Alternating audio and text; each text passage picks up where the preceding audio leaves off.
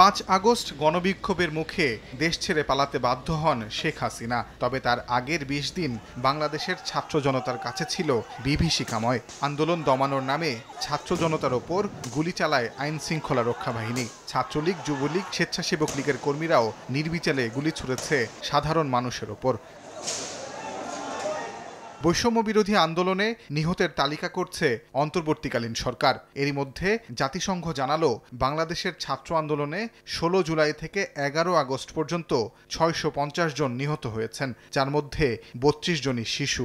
এছাড়াও হাজারো মানুষ আহত বলে উল্লেখ করা হয়েছে শুক্রবার প্রকাশিত জাতিসংঘের মানবাধিকার কমিশনের প্রাথমিক প্রতিবেদনে। জেনেভা থেকে প্রকাশিত সংস্থাটির প্রতিবেদনে বলা হয়, ১৬ জুলাই থেকে ৪ আগস্ট পর্যন্ত মারা গেছেন অন্তত ৪০০ জন, আর ৫ থেকে ৬ আগস্টের মধ্যে মারা যান ২৫০ জন। প্রতিবেদনে আরও বলা হয়, নিহতদের মধ্যে আছেন বিক্ষোভকারী, পথচারী, সাংবাদিক এবং নিরাপত্তা বাহিনীর বেশ কয়েকজন সদস্য।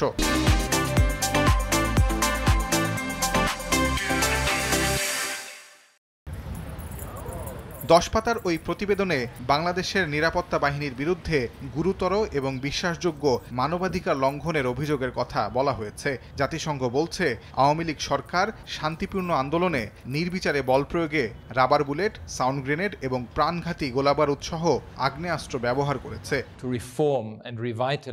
এমন পরিস্থিতিতে আইন শৃঙ্খলা বাহিনীর বিরুদ্ধে শাস্তিমূলক ও ফৌজদারি ব্যবস্থা গ্রহণ করা সহ বেশ কয়েকটি পরামর্শ দিয়েছেন জাতিসংঘের মানবাধিকার বিষয়ক কমিশনার ফলকার তুর্ক। বাংলাদেশে মানবাধিকার ও সুশাসন প্রতিষ্ঠার জন্য সামনে একটি বিরাট সুযোগ তৈরি হয়েছে বলেও মনে করেন তিনি।